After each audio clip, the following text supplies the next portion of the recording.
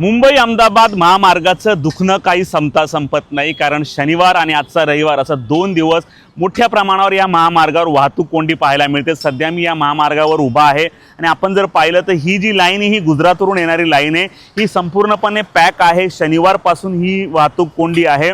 प्रशासनानं सांगितलं होतं की घोडबंदरच्या इथे कर्वे कंपाऊंडमध्ये रस्त्याचं डागडुजीकरणाचं काम चालू आहे। हा जो सततचा 8 दिवस पाऊस पडला त्यामुळे ते मोठ्या प्रमाणावर खड्डे पडले होते आणि ते डागडुजीकरणाचं काम चालू आहे।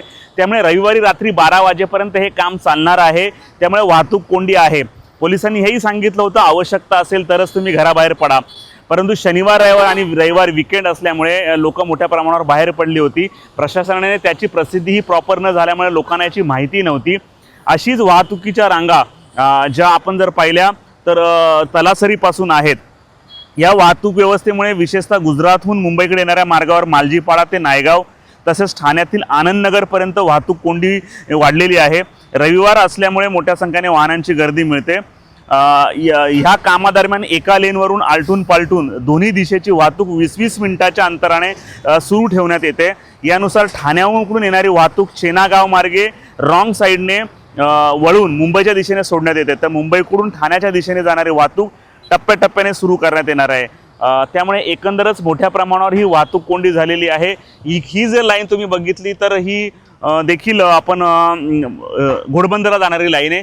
सध्या जी आहे की गुजरातच्या दिशेने जाणारी लेन जी आहे पूर्णपणे खुली आहे, परंतु छोट्या गाड्या ह्या मोठ्या प्रमाणावर रॉंग साईडने चालू आहेत। सकाळची वेळ आहे, सकाळी 7:30 वाजलेले आहेत, त्यामुळे सध्या रॉंग साईडने देखील ट्रॅफिक नाही, परंतु हेच ट्रॅफिक 9 वाजेपर्यंत दोन्ही लाईन ब्लॉक होणार। त्यामुळे तुम्ही जर हायवेला जाणार असाल तर जरा वेळ राखून ठेवा।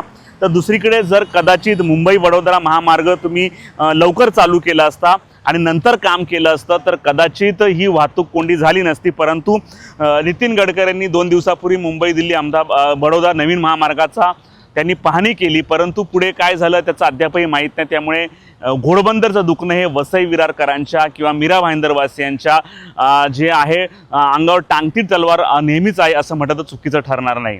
HP लाईव्हसाठी प्रवीण नलावडे, वसई। मध्ये आता 1 तास झालं माझा। आज भरपूर ट्रॉफिक आहे।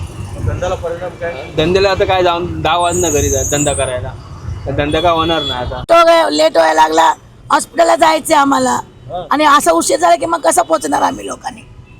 मग असं ट्रॉफिक मध्ये आम्ही असं फसूनच जाणार कुठे ना। जायचंय? आम्हाला आता नायर हॉस्पिटलला जायचंय। किती तास झाले आता इकडनं? आता चिंचोडीवरून आम्हाला 1-1.5 तास झाला आता निघाला। 2.5-3 घंटा हो गया सर। भूखे भी ऐसे लाइन ट्रैफिक में खड़ा हुआ हूँ सर। मुंबई जाना है सर। मैं 6 बजे से इधर ही से अपना सातीवरी से इधर तक आया है 6 बजे से। 6 बजे से? हाँ, ट्रैफिक की वजह से कल भी हम खड़ा कर दिए थे, फिर आज सुबह खड़ा गाड़ी निकाले, उसके बाद अभी यहाँ तक पहुँचे। किधर जाना है? जाना है मेरे को भाईंदर। मतलब ये इधर से 4 घंटा तो इधर ही लगा। इधर ही लग रहा है, अभी कितना लगेगा अब क्या मालूम। सोलंकी है। अल्पेश किधर जाना था, कब से अटका हो? मैं महाबलेश्वर जाना 2 घंटे से यहाँ खड़ा हूँ। हाँ, बहुत फंस गए हैं यहाँ पर तो। बहुत फंस गए। नाश्ता वगैरह खाना हो गया? ना अभी खाना नहीं खाया है कुछ नहीं। ना, 2 घंटे से यहीं खड़ा हूँ।